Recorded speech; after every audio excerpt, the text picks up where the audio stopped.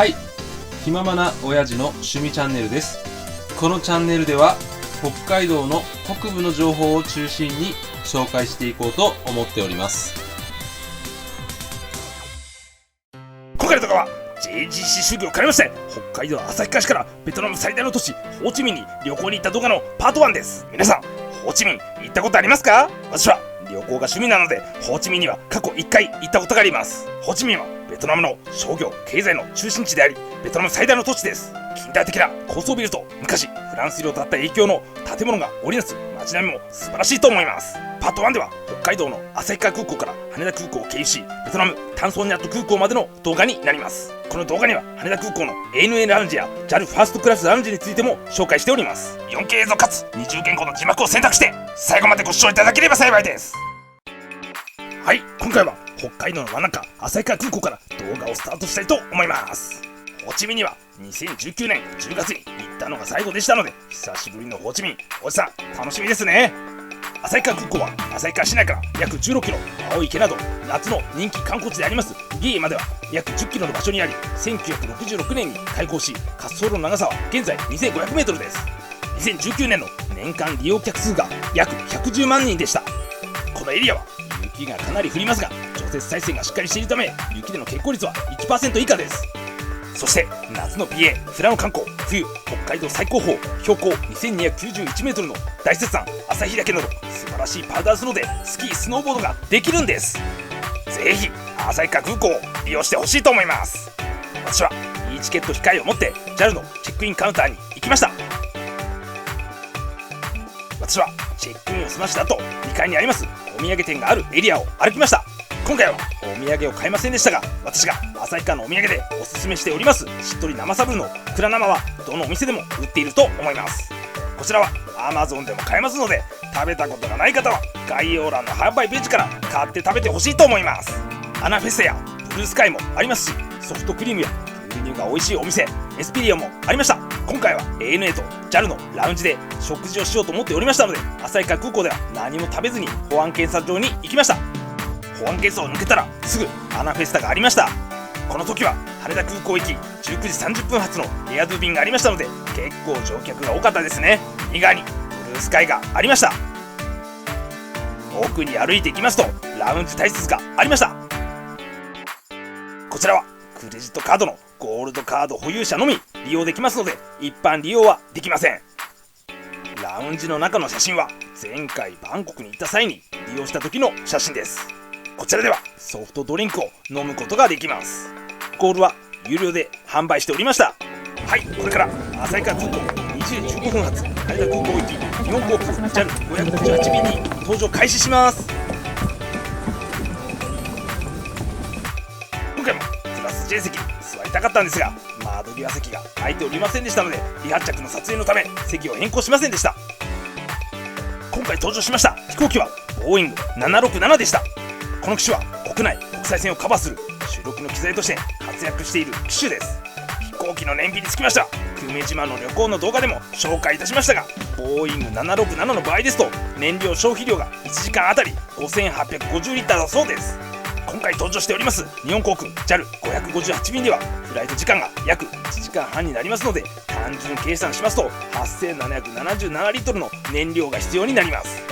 飛行機の燃料はケロシンと呼ばれる灯油に近い成分だそうです。現在灯油の価格が1リットルあたり110円くらいですので単純計算して96万円くらいかかるんでしょうか。搭乗率が悪かったらすぐに路線撤退してしまうのも仕方ないですね。これから旭川空港を離陸します。徐々に加速していきます。この機種であるボーイング767の離陸速度は約260キロだそうです。旭川空港から日本航空 JAL558 便羽田空港に向けて離陸しました。以前登場しましたボーイング737に登場した際のモニター映像です。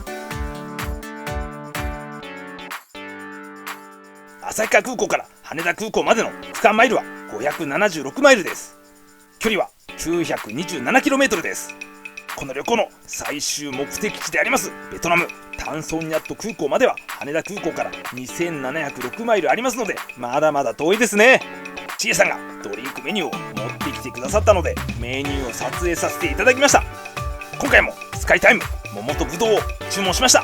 機内では JAL の機内誌でありますスカイワードを見ていました。私が見ていました2022年9月号では香川県の讃岐うどんなどにつきまして紹介しておりました。讃岐うどんはコシがあって美味しいですよね。こちらを眺めていましたら、久々に香川で讃岐うどん食べたくなりましたね。途中景色が見えましたが、ここは福島県いわき市上空付近です。私は昔いわき湯本温泉に行きましたが、素晴らしい温泉でしたのでまた行きたくなりましたね。夜間の飛行でほとんど景色が撮影できませんでした。北海道の真ん中旭川空港を出発して約1時間半で無事に羽田空港に着陸しました。私はクラス J 席の後に降機しました。私は手荷物受け取り所に向かいました。かなり再生速度を上げておりますが、受け取り場所が奥でしたので遠かったですね。その後国際線があります第3ターミナルに行くため、こちらの無料バスに乗りました。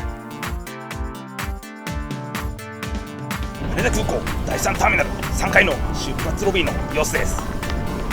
D や E のチェックインカウンターは全日空 ANA でした。深夜便が ANA は少ないのかあまり人がいなかったですね。そして日本航空 JAL のチェックインカウンターは F から I でした。手前がビジネスクラス並びに JGC チェックインカウンターで、その奥にファーストクラスチェックインカウンターがありました。私はここで搭乗手続きをしました。出国審査を通過して制限エリアにある両替所はトラベレックスのみオープンしていました。2022年9月中旬のレートは日本円からベトナムドンに両替しますと 0.0078 と表示されています。これは1万ドンで両替するのに78円必要という意味で、1万円で128万ドンになります。ちなみにタンソンニャット空港では161から163万ドン、ホーチミン市内でベンタイン市場やドンコイドリのレートが良い場所で167から168万ドンです。こちらで両替してしまいますと、レートが良い場所との差が40万ドンありますので、1万円で2400円ぐらい差が出てしまいます。できるだけホーチミンに行った後に両替されたら良いと思います。私はトラベレックスで両替レートを確認した後、前回バンコク旅行の時に行きそびれてしまいました ANA のラウンジに行きました。左側が ANA ラウンジですね。バンコク旅行の動画の時にも紹介させていただきましたが、世界1300カ所以上の空港ラウンジに入ることができてしまうプライオリティパスを使って ANA ラウンジに入ることができました。ただ今後プライオリティパスで ANA ラウンジに入れなくなる可能性もあると思います。プライオリティパスを手に入れるためには高額な年会費が必要ですが、楽天プレミアムカードに入会しますとプライオリティパスをもらうことができるんです。 JAL の搭乗券で ANA ラウンジに入ることができちゃうんですよ。特に航空会社の上級会員でない方で海外旅行に結構行かれる方はぜひプライオリティパスをゲットしてほしいですね。 ANA ラウンジの中の様子です。 JAL と違ってスタイリッシュな雰囲気ですよね。私が行った時は午後11時ぐらいでしたが、かなり混んでいました。こちらではシャワールームも使用できますが、相当早く行かないと使えなさそうですね。食事ですが、アルコールを含む飲み物、そして様々な料理、 JAL に対抗してですかね、カレーもありました。それ以外にうどんやそばなどは注文するスタイルでした。私が ANA ラウンジで食べたものはとろろわかめそばです。とろろが入っていたのでやっぱり美味しかったですね。それ以外にポテトや唐揚げ、そして ANA のカレーですね。味は JAL のカレーライスの方が好みでしたかね。ただプライオリティパスで ANA ラウンジに入れるのは最高ですね。私は ANA ラウンジに行った後、日本航空 JAL ファーストクラスラウンジに向かいました。深夜だったからかもしれませんが、免税店はどこも閉まっていましたね。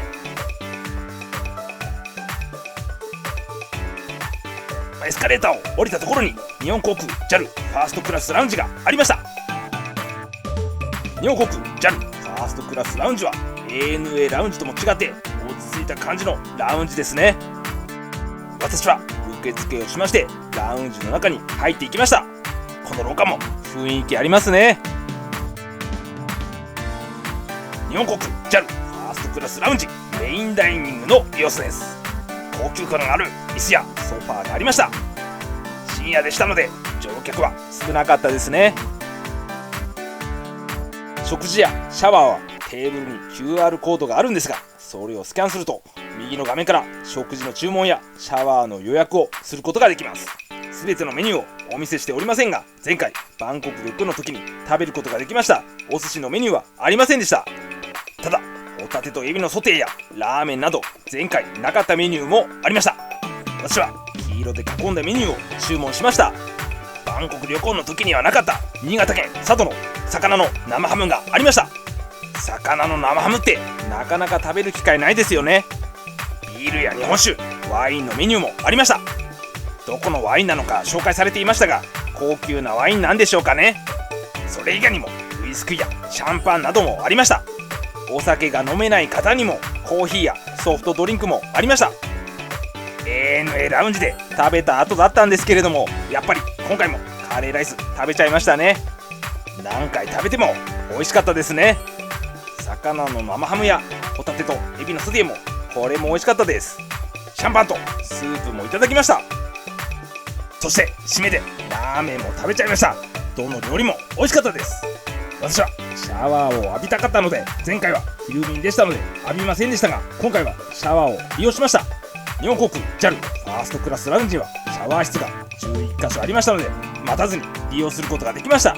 シャンプーの泡立ちも良かったですし、タオルもふかふかでした。私は飛行機に乗る前にすっきりできました。私はラウンジに行った後、112番搭乗口に行きました。待っている乗客は日本人よりもベトナム人の方が多いかなと感じました。深夜便でしたので寝ている方もいましたね。すでに優先搭乗で並んでいる方がいましたので、私も並びました。はい、羽田空港1時25分発ベトナムホーチミン行き日本航空 JAL79 便搭乗開始します。私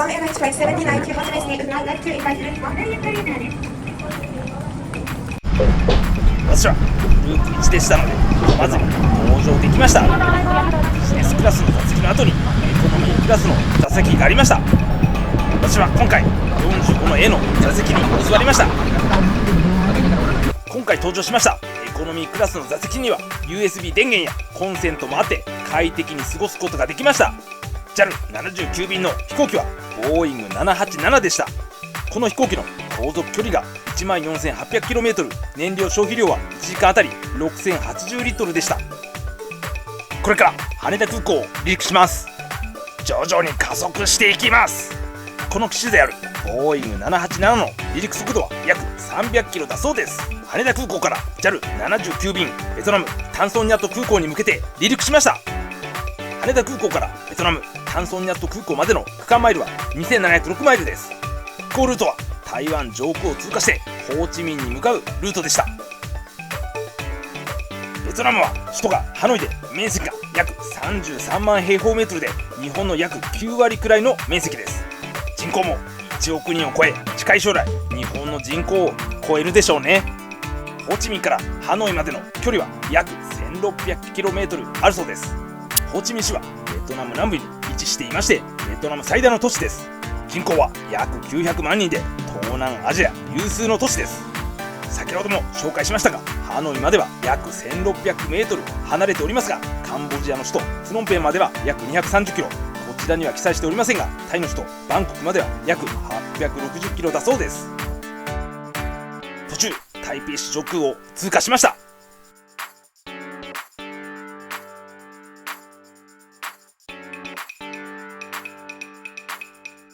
ここから目的地のホーチミン市までは約3時間でしたね。この便ではドリンクや機内食のメニューを見せていただけませんでしたので、ドリンクの写真を撮影しました。ホーチミン到着2時間くらい前に機内食が出てきました。こちらは朝食メニューだと思いますが、ソーセージやヨーグルトがとても美味しかったですね。タンソンニャット空港が近づいてきますと、ホーチミンの夜景が見えてきました。タンソニャット空港はホーチミンの中心部から 8.5 キロぐらいしか離れていませんので、天気が良ければもっと綺麗な夜景が見れたんじゃないかなと思います。ここからナレーションを入れませんので、ベトナムタンソニャット空港着陸の模様をご覧ください。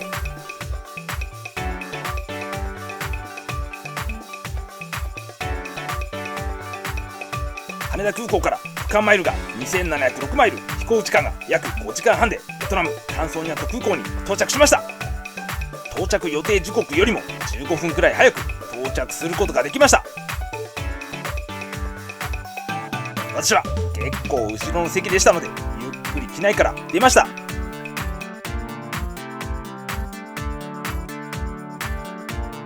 機内から出るとバンコクに行った時同様、暑さを感じましたね。これで今回の動画は以上になります。ホーチミンにあります日本人街と呼ばれますペタンドン通りの映像を見ながらエンディングにさせていただきます。今回の動画は北海道旭川市からベトナム最大の都市でありますホーチミン旅行のパート1で、北海道の真ん中旭川空港から羽田空港を経由しましてタンソニャット空港までを紹介した動画でした。私はバンコクに続き日本航空 JAL の国際線に乗れたのが嬉しかったです。前回のバンコク旅行で行かなかったプライオリティパスを利用して羽田空港第3ターミナルにあります ANA ラウンジ、そして日本航空 JAL ファーストクラスラウンジも行けましたので、良い旅行になったんじゃないかなと思います。今後はベトナム最大の都市ホーチミンを旅行した様子も今後動画を作成していこうと考えております。作成した際にはそちらの動画もぜひご覧いただければ嬉しいです。今後も北海道の北部の情報を中心に紹介してまいりますので、チャンネル登録よろしくお願いいたします。